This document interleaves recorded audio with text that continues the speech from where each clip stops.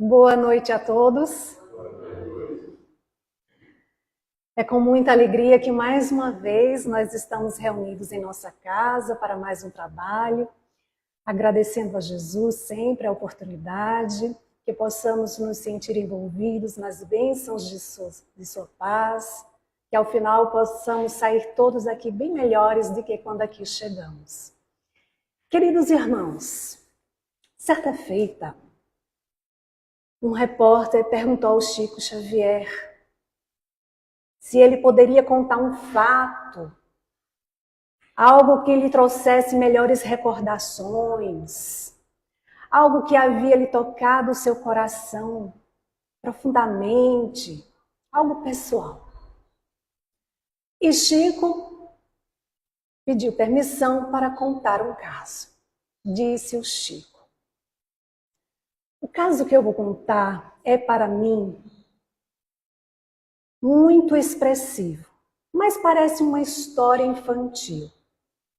Eu estava em Uberaba, esperando o ônibus, porque eu ia ao cartório, e da nossa casa ao cartório dá uns 3 quilômetros. Nós estávamos com o horário marcado e não podia perder o ônibus. Quando o ônibus estava quase parando, veio uma criança correndo de mais ou menos uns 5 anos de idade. E apresentava um estado de penúria, gritando por tio Chico. Então, quando o ônibus parou, o motorista abriu a porta para eu entrar. Eu disse: pode tocar com o ônibus, porque aquela criança vem correndo em minha direção. E eu suponho que ela esteja com alguma necessidade, precisando de alguma coisa. O ônibus seguiu viagem. Evidentemente, eu perdi o horário. Aquela criança se aproximou ofegante, respirando com dificuldade, e eu perguntei: o que está acontecendo, meu filho? Tio Chico, eu queria pedir ao Senhor para o Senhor me dar um beijo.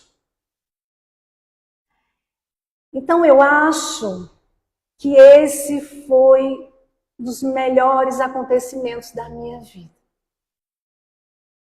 Esse fato está registrado, foi publicado no Jornal do Estado de Minas, no ano de 1980. E esse era o Chico. Era e é aos nossos corações um exemplo de naturalidade, de simplicidade, de humildade, de como nós podemos, no nosso dia a dia, nas pequenas coisas do nosso dia a dia, conquistar as virtudes.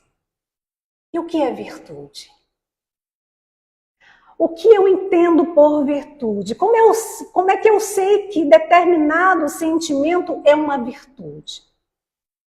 Bom, virtude, ela é um atributo, ela é uma elevação, é uma plenitude, é uma retidão, é uma totalidade. Significa dizer que virtude é algo bom, é algo nobre, é algo que vai me fazer bem.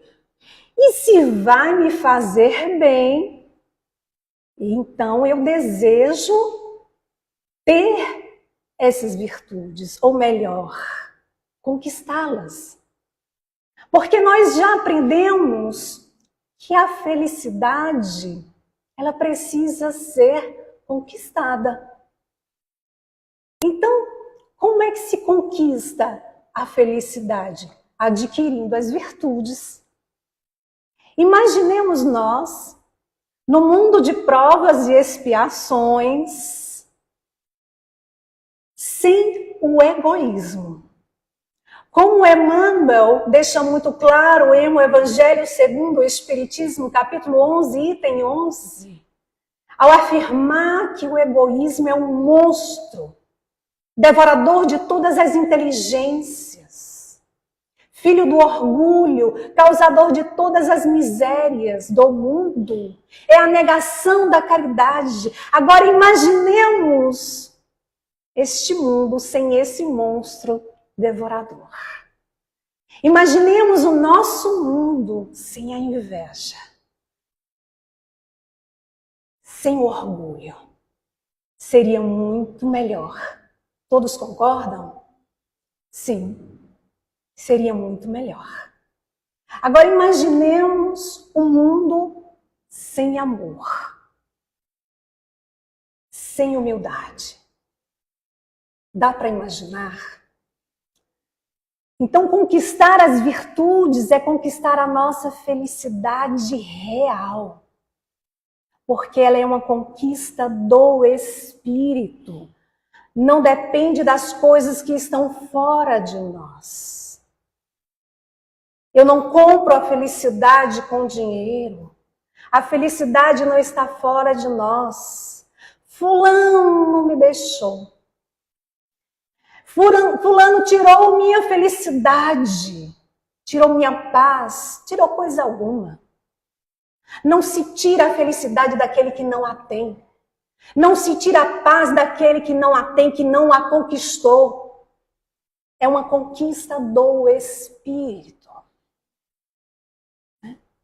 Por isso, meus irmãos, nós somos chamados ao trabalho mais importante, que é o trabalho de nossa renovação interior.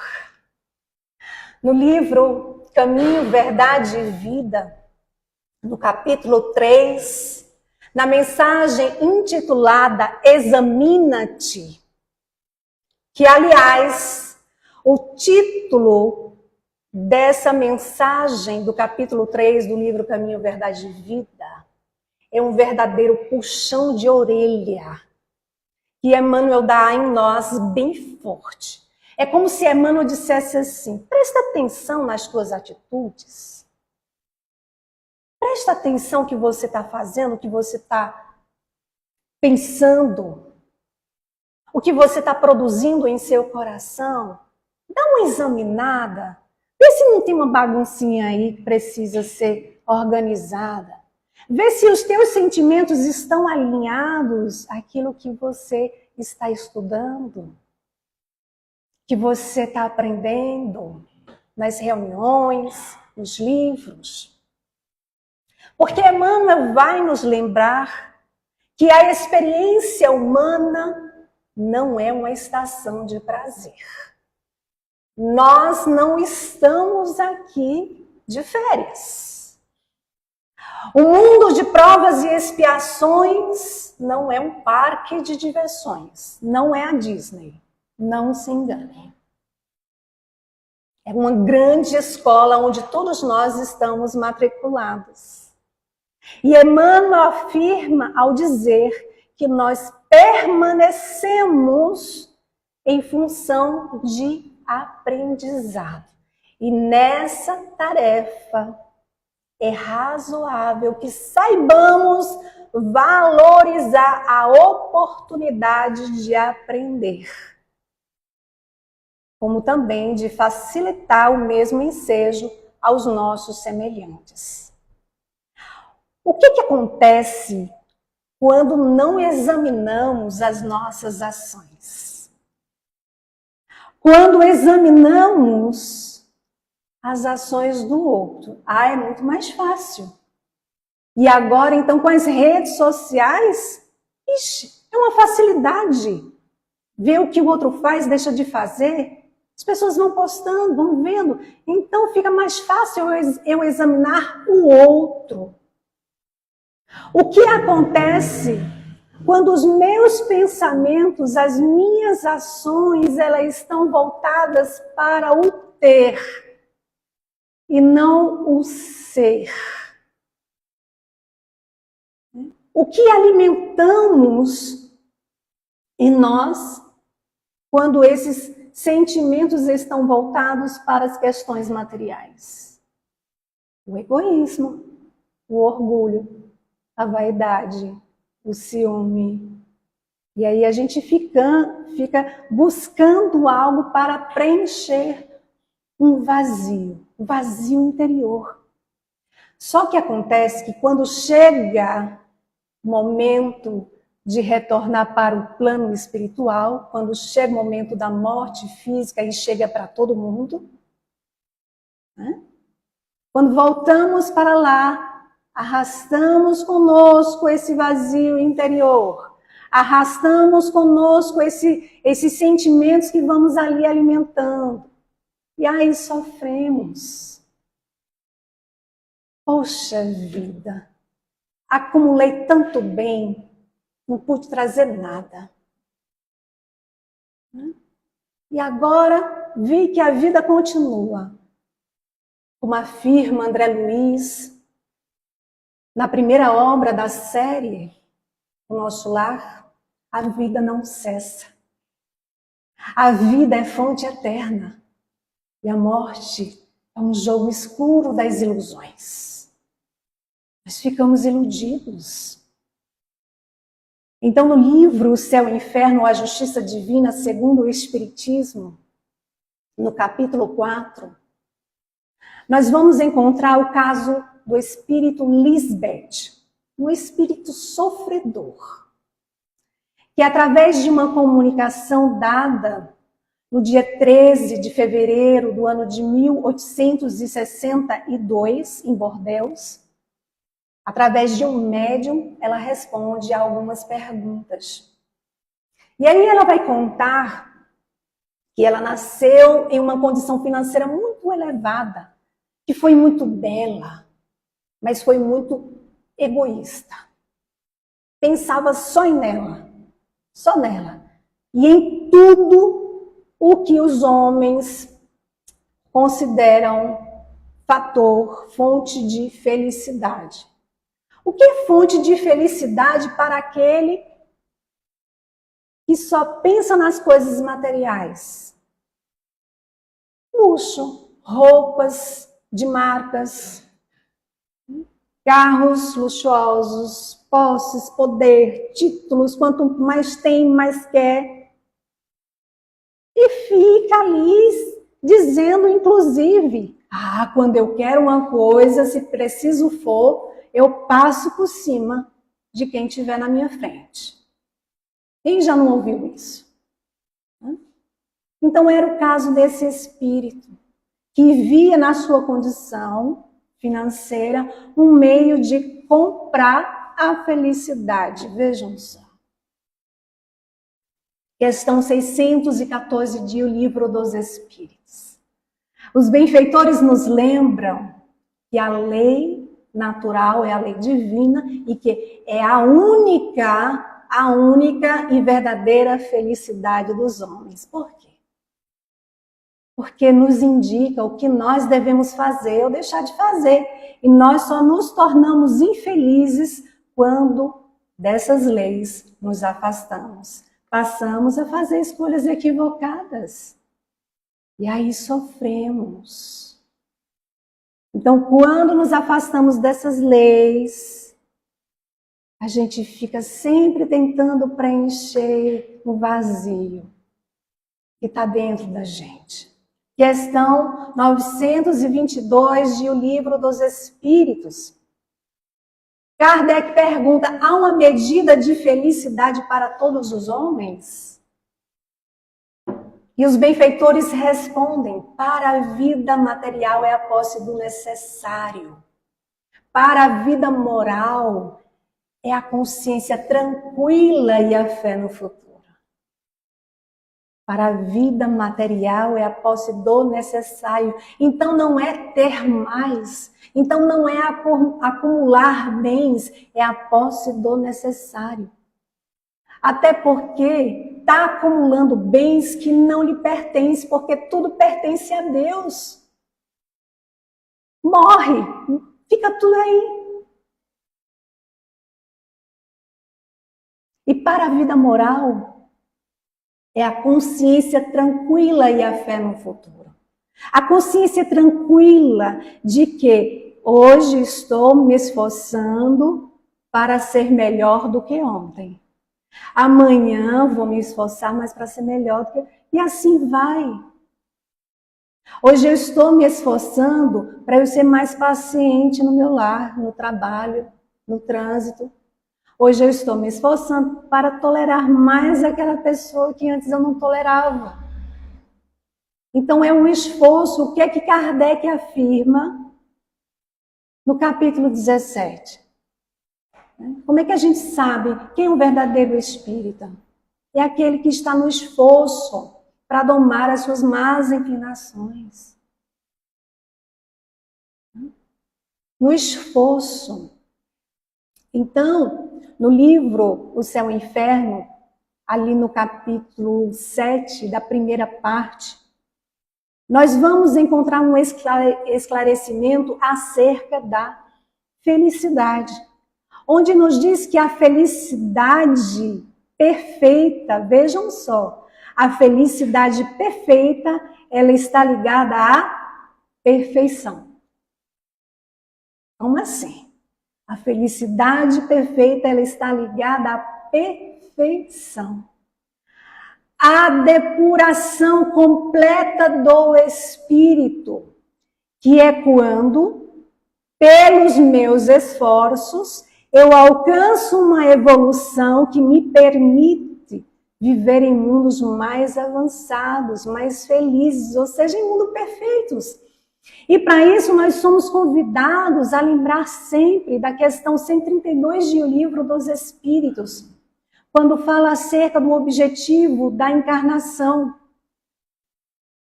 onde os espíritos deixam claro que Deus impõe a encarnação. Por que Ele impõe? Porque Ele nos ama infinitamente. Ele nos criou simples e ignorantes. Ele nos deu toda a oportunidade para nós fazermos melhores escolhas, para avançarmos. Aí a gente fica teimando, a gente fica caindo ali. Mas Ele é tão bom para a gente que Ele nos dá a oportunidade através da reencarnação, com a bênção do esquecimento do passado, porque se a gente lembrasse do que a gente fez no passado, a gente sentiria muita vergonha. Então Ele nos dá essa bênção para a gente voltar as nossas atenções, para as nossas atitudes de hoje, trabalhar elas e um dia alcançar essa felicidade pelos esforços, domando as más tendências, as nossas imperfeições. Inclusive Kardec vai afirmar, está no livro O Céu e o Inferno, que toda imperfeição ela é ao mesmo tempo a causa do sofrimento. Do mesmo modo que toda qualidade adquirida, ou seja, toda virtude adquirida é a causa, né, do prazer, de atenuação do sofrimento. Então, à medida que eu me esforço para adquirir a qualidade, ou seja, a virtude, eu vou ali colaborando para diminuir o sofrimento. Eu vou sentindo mais prazer. Leon Denis, no livro O Problema do Ser, do Destino e da Dor, vai nos lembrar que há uma íntima correlação entre os nossos atos e o nosso destino. Sofremos em nós mesmos, em nosso ser interior, nos acontecimentos da nossa repercussão, do nosso proceder. Ele está nos lembrando que nós somos responsáveis pelo nosso destino. Ele está nos lembrando que nós sofremos as consequências de nossas ações. E aí o que acontece? A gente sofre, mas é preciso lembrar que a sementeira é livre, mas a colheita, ela é obrigatória. E a gente volta ao caso de Lisbeth. Porque é perguntado a ela se pelo fato dela parecer arrependida, se isso iria aliviar o sofrimento dela. E ela responde que não. Porque o arrependimento é ainda estéril. Quando não há consequência no sofrimento. Porque não tem por base o remorso de ter ofendido a Deus. E o desejo sincero, ardente de reparar. Então percebe que não basta apenas o arrependimento, dizer assim, eu me arrependi, depois eu vejo o que eu faço. Não, o arrependimento tem que ser sincero, tem que ser aquele que nos impulsiona a levantar e começar a fazer diferente, a se colocar na posição de estar disponível para o aprendizado. O Chico dizia, inclusive, que o remorso faz com que o tempo pare dentro da gente. A gente estaciona, não vai para frente. Então, quando eu estou consciente de que eu ofendi a Deus pelas minhas ações, eu sofro, dói. E dói muito. Mas aí vem o desejo sincero de sair daquela situação de dor, de me libertar daquela sensação, daquela dor que sufoca. Kardec afirma que o sofrimento, por vezes, arranca um grito de arrependimento, mas que não é expressão sincera do remorso por ter feito algum mal. Porque se o espírito ele não sofre mais, ele estará preparado para recomeçar. Como assim? Quando o arrependimento ele é sincero, eu digo, ok, eu estou consciente de que eu fiz muitas besteiras. Eu estou consciente que eu devia ter tratado diferente fulano. Eu estou consciente de que eu devia ter agido diferente. Eu não tenho como pegar uma borracha e apagar as besteiras que eu fiz. Mas eu tenho como hoje perguntar à minha consciência: o que é que eu posso fazer daqui por diante para consertar? Por isso, Kardec vai dizer assim: eis porque o arrependimento não conduz sempre à libertação imediata do espírito. No livro Luz Imperecível, ali no capítulo 2, nós encontramos uma reflexão que nos diz assim: quem vinha descendo, caindo de erro, quando se arrepende, para de comprometer-se para iniciar o retorno pela renovação. Ou seja, quando a gente vem se preocupando mais com as coisas materiais, com aquilo que não vai agregar ao nosso coração, à nossa mente, ao nosso espírito, quando as nossas ações elas estão contrárias às leis divinas, a gente vai descendo, como se diz, descendo a ladeira, caindo de erro, fazendo um monte de besteira. Mas quando chega a exaustão, eu digo, eu não cansei. Eu não quero mais ser quem eu fui. Eu não quero mais ser quem ainda estou sendo. Eu quero avançar. Despertou a consciência. Então a gente para de se comprometer. Ou seja, para de fazer escolhas equivocadas.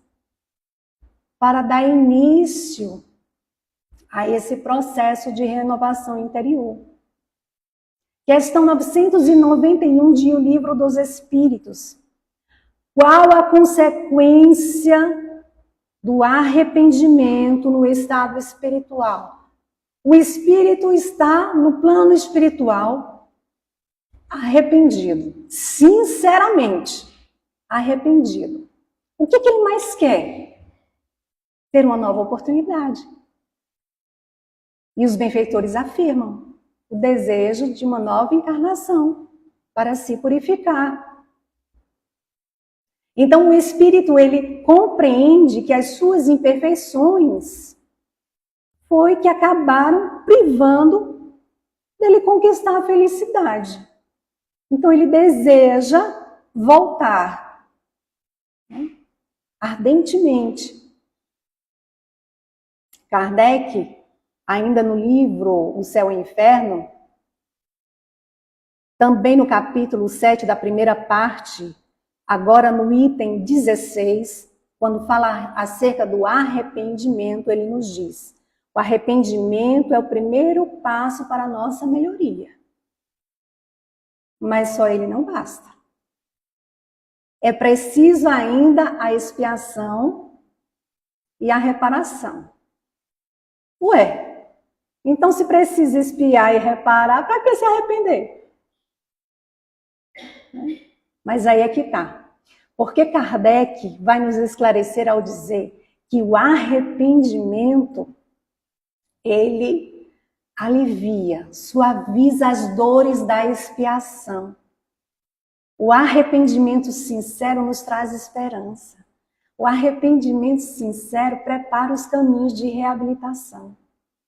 Então é preciso expiar e reparar.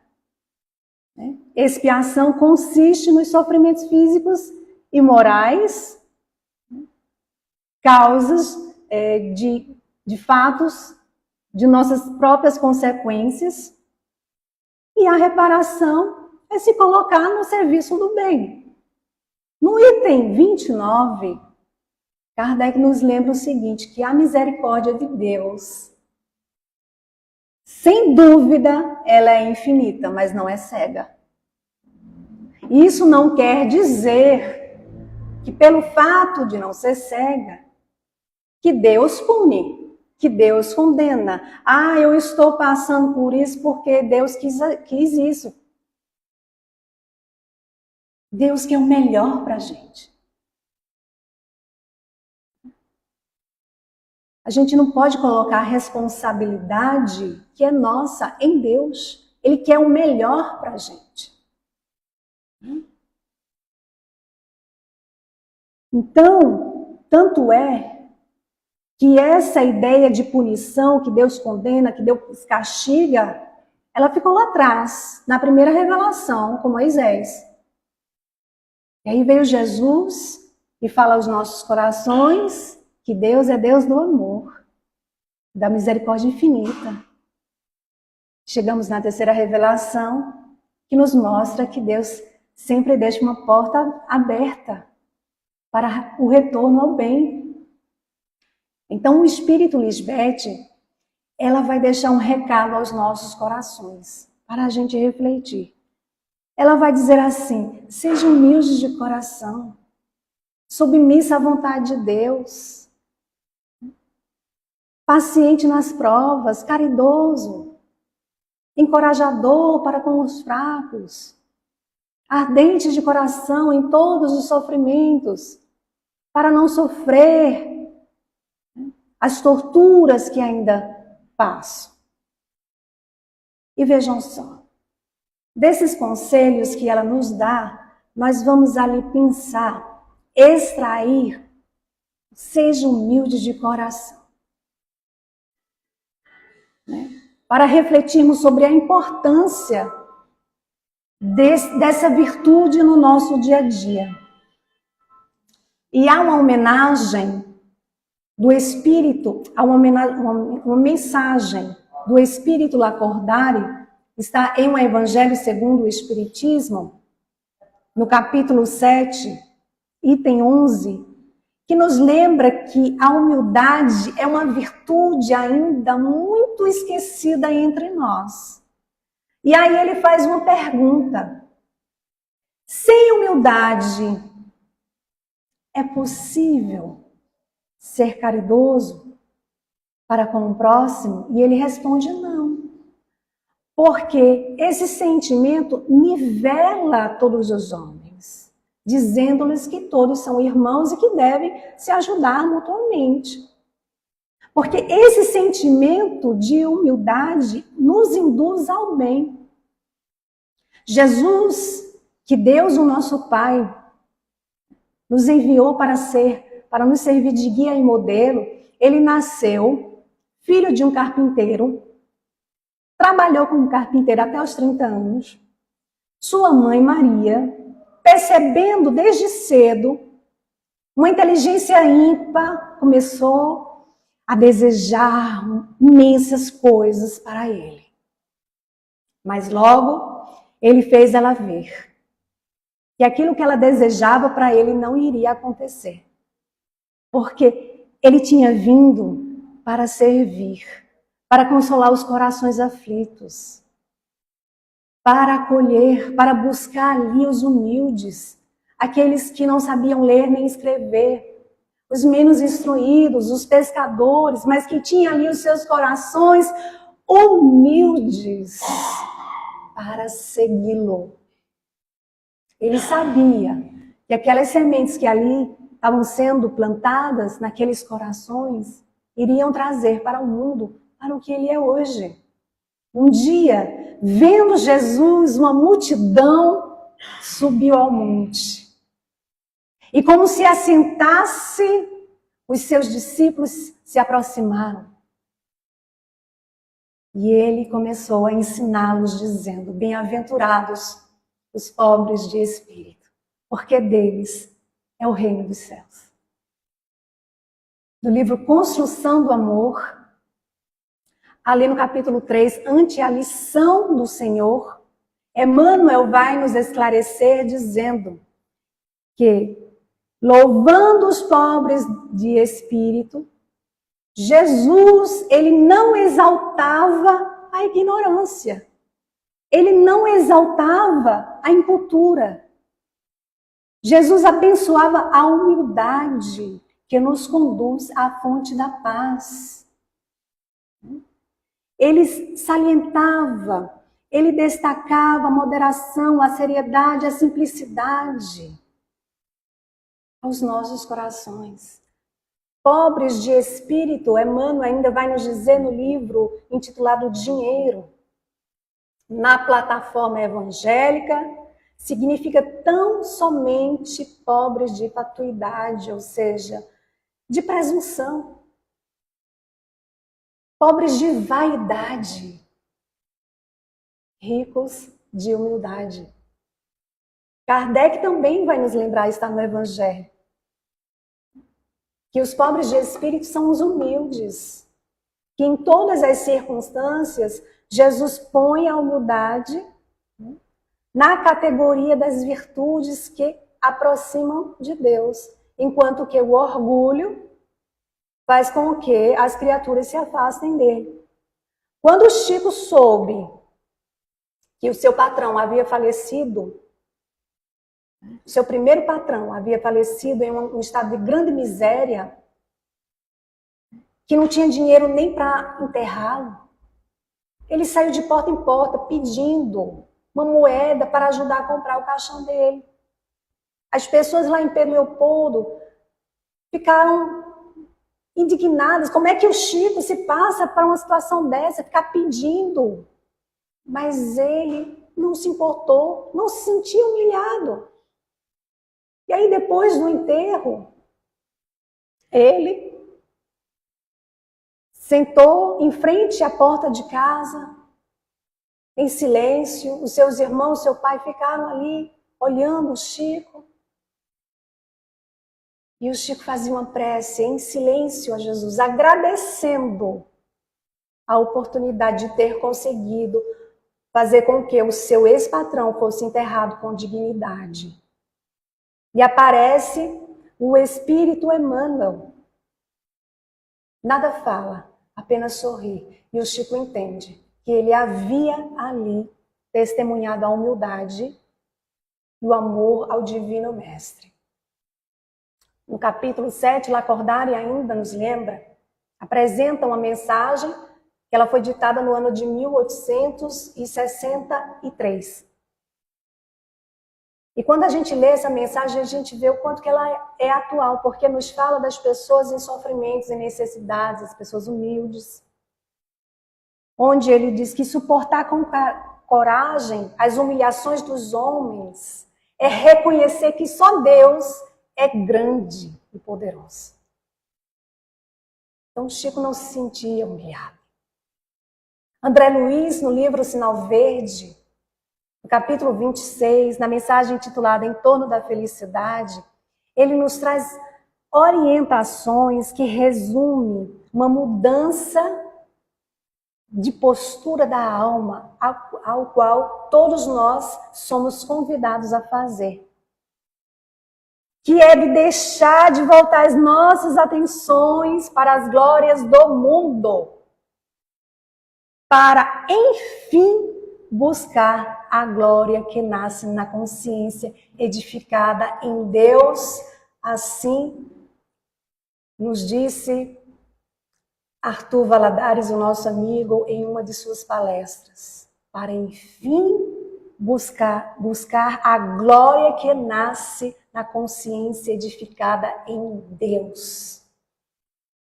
É preciso nos colocar nesse trabalho de mudança. E André Luiz vai nos aconselhar dizendo assim: estude a si mesmo. Observando que o autoconhecimento traz humildade. E sem a humildade é impossível ser feliz. Então, quando começamos a estudar a nós mesmos, descobrimos o que ainda somos, o que ainda carregamos em nós, o que ainda nos prende, nos algema, que precisa ser libertado. Para quando a gente não voltar para o plano espiritual, não estejamos como muitos espíritos ali citados no livro Céu e Inferno, no capítulo 4, em sofrimento. Como o caso de Lisbeth, que citamos, que estava ali em sofrimento, em arrependimento. No livro Paulo e Estevão, no momento de pregação de Estevão, na Casa do Caminho, quando ele falava com todo o seu coração, com todo o seu amor, quando ali ele com sinceridade tocava outros corações, falando de Jesus, do amor de Jesus, de que o reino é a consciência reta e o coração purificado ao serviço de Deus. Quem que estava ali assistindo ele? Escondidinho, Saulo de Tarso, com seu coração endurecido, com inveja terrível, aquele rapaz tão novo, bem mais novo do que ele, falando com aquela segurança, transmitindo aquela paz que ele não conseguia ter. E aí, em dado momento, quando Estevão dá uma pequena pausa na fala para respirar, quando ele vai voltar, ele é interrompido por Saulo, que estava possesso de fúria. Mas Estevão não se perturbou. Por que ele não se perturbou? Porque ele tinha adquirido a paz. Lembram lá no comecinho, quando eu disse, quando a gente adquire a paz, a felicidade, ninguém tira? A gente não se abala? Pois é, ele não se perturbou. E com muita serenidade, ele disse assim: amigo, o sinédrio tem 1000 meios de me fazer chorar, mas eu não lhe reconheço poderes para me fazer renunciar ao amor de Jesus. Aquela serenidade de Estevão tinha deixado Saulo com mais raiva ainda. Estevão é preso, é apedrejado. E no momento do seu apedrejamento, Saulo tem uma grande surpresa. Fica estarrecido ao saber que a sua noiva amada era irmã daquele seu inimigo, Estevão. Estevão é colocado à parte num lugar. Abigail vai até lá em prantos. Abraça o irmão ensanguentado.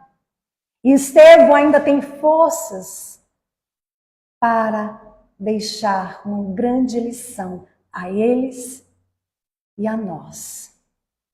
De perdão, de serenidade, o que é ter paz no coração. Ele pergunta: com quem te deixarei, minha irmã? E ela aponta para Saulo, que estava petrificado, e disse: este é o meu noivo. Estevão diz, olhando para Saulo: Cristo os abençoe. Não tenho no teu noivo um inimigo. Tenho um irmão.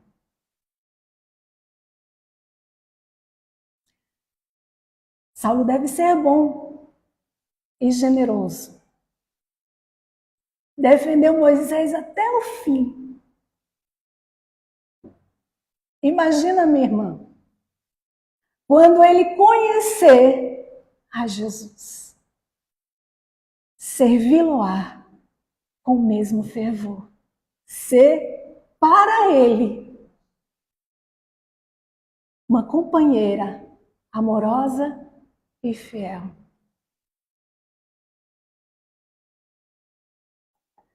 Emmanuel vai nos dizer que Saulo queria ser odiado, mas ele recebeu de Estevão a compaixão, fruto da paz que ele havia conquistado e que Saulo de Tarso não tinha conseguido. O encontro mais adiante, porque eu não vou contar o que aconteceu depois, de propósito, para vocês lerem até a próxima encarnação. No encontro de Damasco com Jesus, Saulo ali se sentindo todo encabunhado, em prantos, pergunta: Senhor, que queres que eu faça? E Jesus diz: levanta-te, Saulo, entra na cidade e lá te será dito o que te convém fazer. Jesus diariamente nos convida: levanta-te. Busca o autoconhecimento, abraça o Evangelho, porque lá no Evangelho te será dito o que te convém fazer. É Jesus falando aos nossos corações. Saulo iria agora aprender sobre ser paciente, sobre aquela paz que ele invejava, sobre tudo que ele, como doutor da lei, não tinha aprendido, sobre o que é estar no mundo, mas não ser do mundo, sobre o que é ser humilde de coração, que não adianta conhecimento se não tem amor, se não tem transformação. Para encerrar, meu livro Refúgio, capítulo 8, Emmanuel vai nos aconselhar dizendo assim: sejam simples e espontâneos no nosso dia a dia. aprendendo com a vida e doando à vida o melhor que pudermos, para que, em nos candidatando aos bem-aventurados, sejamos realmente discípulos daquele amigo que nos recomendou. Aprendei de mim, que sou humilde de coração. Que Deus, nosso Pai, abençoe a todos. Muita paz.